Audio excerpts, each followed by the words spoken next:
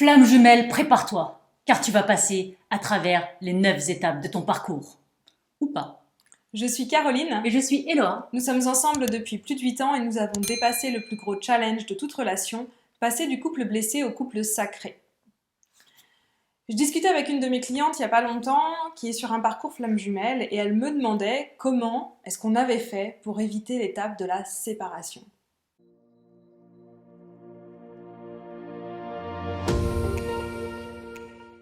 Et la réponse elle est super simple. Je lui ai dit, j'avais pas envie. Et parce que j'en avais pas envie, on va t'expliquer après comment est-ce que c'était possible, mais parce que j'en avais pas envie, on n'a pas eu besoin de se séparer.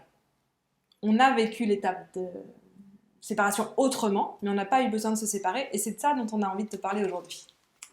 Caroline, elle m'a fait prendre conscience du lien flamme jumelle. On devait être en 2016, 2017, ouais. Par là.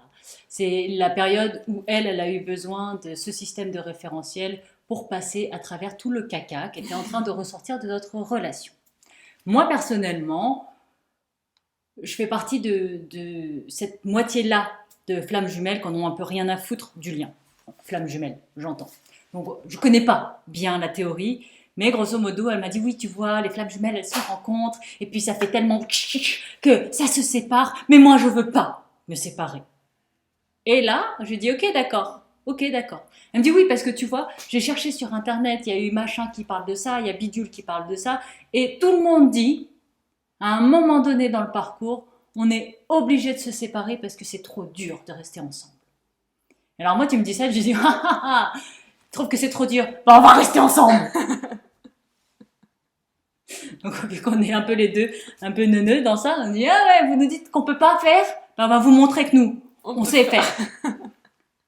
Cette période-là, elle n'était pas rose, elle n'a pas été facile, ça a été dur émotionnellement. On a pris nos distances géographiquement, c'est-à-dire que moi j'étais à Lyon la moitié de la semaine, voire toute la semaine, et je rentrais seulement le week-end.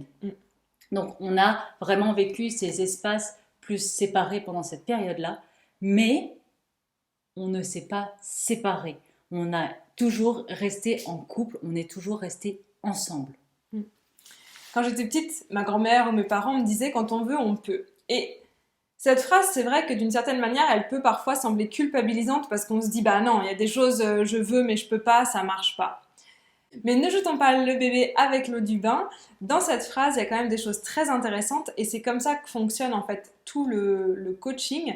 C'est de prendre conscience de tout ce qu'on peut créer dans notre vie à partir de notre manière de penser et notre manière de voir notre réalité.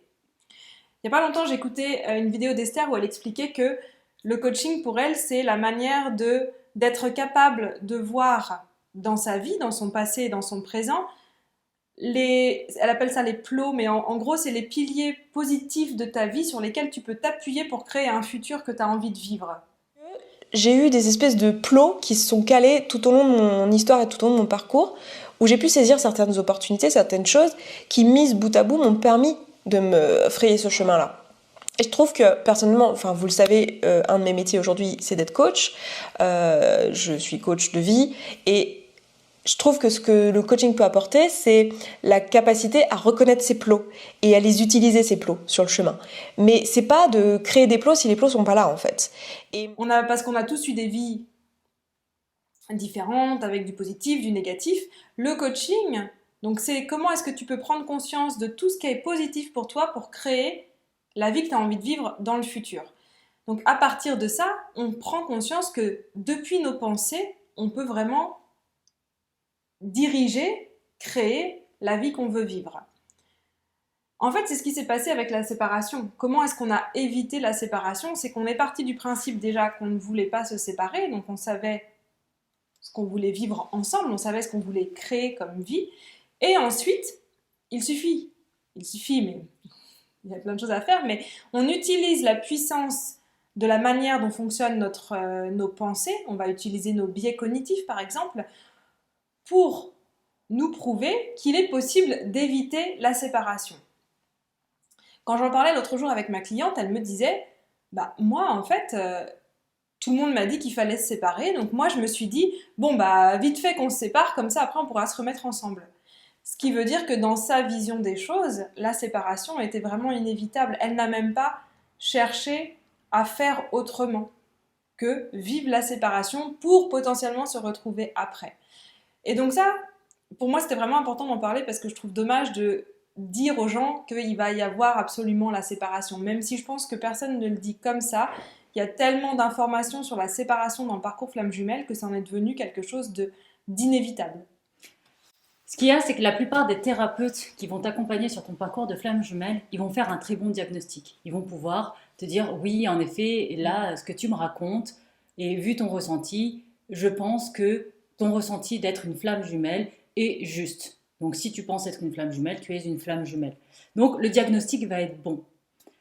Le pronostic, par contre, il faut s'en méfier. C'est comme dans le milieu médical. Les médecins sont excellents à faire des diagnostics, à dire bah là, madame, monsieur, vous avez un cancer, là, vous avez une maladie auto-immune, là, vous avez telle et telle pathologie. Ils sont très bons dans le diagnostic. Ils sont excessivement mauvais dans le pronostic. Je m'explique. Combien de fois as-tu entendu cette histoire d'une personne qui était diagnostiquée avec un cancer? On lui a dit qu'il lui restait 2 mois à vivre et pile poil entre le moment où on lui a dit qu'il lui restait 2 mois à vivre et le moment où il meurt, il se passe exactement 2 mois. Combien de fois? Pourquoi ça? Parce que la personne, elle croit à cette information. Elle se dit, je vais mourir dans 2 mois, je vais mourir dans 2 mois, je vais mourir dans 2 mois. Et petit à petit, inconsciemment en fait, elle se programme à mourir dans 2 mois. Il y a pas longtemps, je suivais un coach qui s'appelle Joseph McClendon III. J'adore ce mec, il est super chouette. Et il expliquait justement que sa mère a été diagnostiquée d'un cancer généralisé et le médecin lui dit « Dear Joseph, cher Joseph, votre mère n'en a plus que pour 3 mois à vivre. » Et Joseph lui a dit « Ouais, ok, alors je t'explique, mec. Si tu dis à ma mère qu'elle va mourir dans 3 mois, je te pète la gueule et je te traîne au tribunal. Tu peux lui dire qu'elle a un cancer, que c'est grave. Mais jamais tu lui dis qu'elle va mourir dans 3 mois. Est-ce que c'est bien clair? Et le médecin, il lui dit, oui, mais bon, quand même, c'est de ma responsabilité de lui dire, non, non, ta responsabilité, c'est de lui donner ton diagnostic. Madame McClendon, vous avez un cancer. Et c'est un cancer généralisé, c'est grave. C'est tout. Ton seul job de médecin, c'est de donner un diagnostic. Et il s'est tenu. Donc Joseph a veillé, parce que le médecin, il voulait absolument dire à Madame McClendon qu'elle allait mourir. Et Joseph a veillé au grain, et il a empêché le médecin de faire. Et lui, il a fait tout ce qu'il a appliqué et tout ce qu'il croit dans son système de coaching. Il l'a fait rire, il l'a fait bouger, il lui a fait changer son alimentation, il lui a fait changer sa manière de penser. Madame McClendon est décédée 11 ans plus tard. 11 ans. Entre le 3 mois que lui donnait le médecin et les 11 ans de vie extraordinaire qu'elle a pu avoir avec son fils et ses petits-enfants. C'est ça, la différence entre un diagnostic et un pronostic. Et dans le parcours flamme jumelle, on est exactement dans la même chose.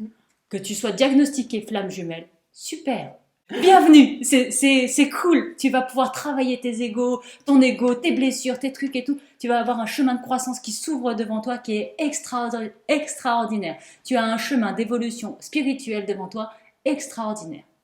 Est-ce que tu dois te séparer? Est-ce que tu vas te séparer de ta flamme jumelle? Ça, c'est un pronostic et c'est à toi de décider si tu as envie d'y croire ou pas. Ouais, et c'est vraiment ça qui est important. Et je trouve que tu l'as dit aussi, c'est un peu la différence entre tout ce qui est thérapie et tout ce qui est coaching. Alors des fois, l'un n'empêche pas l'autre, les deux sont intéressants. C'est-à-dire qu'on n'est pas contre les thérapies et les thérapeutes et on n'est pas pro-coaching. Les deux sont intéressants, on utilise vraiment les deux dans notre manière de travailler avec nos clients. Mais il faut bien faire attention que quand on est tout le temps dans la thérapie, quand on est tout le temps à vouloir guérir, nettoyer, balayer, astiquer, toujours. Pardon. Quand on fait toujours ça, on ne se focalise que sur ce qui ne va pas. On se focalise sur la séparation, par exemple dans le cas du parcours flamme jumelle. On se focalise sur les blessures, on se focalise sur l'ego. Ok. Mais donc ça veut dire, si je reprends ce que nous on croit vraiment avec le coaching, qui est on peut diriger la vie qu'on est en train de créer à partir de la manière dont on gère nos pensées, ça veut dire qu'on se crée une vie de blessures, de séparation, de choses à nettoyer, d'ego et de plein de trucs qui vont pas sur lesquels porter notre attention. Alors que le coaching, l'avantage vraiment dans ce cas-là, c'est que on va aller sur la vision, qu'est-ce que tu veux créer dans ta vie, quel résultat tu veux obtenir, et comment est-ce que tu as besoin de penser, comment est-ce que tu as besoin de reprogrammer ton système de pensée pour arriver là. Donc là, on vient de te donner la recette parfaite. Si tu veux une vie de souffrance, dure, pénible, où tu te sépares, où tu te déchires, où tu revis en permanence tes traumas, ben concentre-toi là-dessus, tu vas réussir, Ça marche va être super bien. parfait.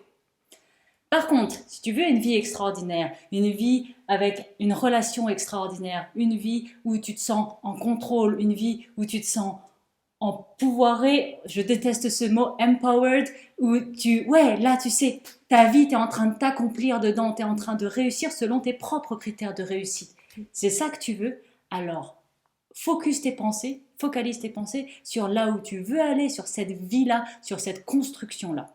Tu veux apprendre à faire ce changement dans ta manière de gérer tes pensées. La première chose à faire, c'est de prendre conscience de comment tu fonctionnes. Et pour ça, on t'a préparé un quiz, c'est le quiz des 7 archétypes et on te met le lien juste en dessous. Et surtout, aime et grandis avec magie.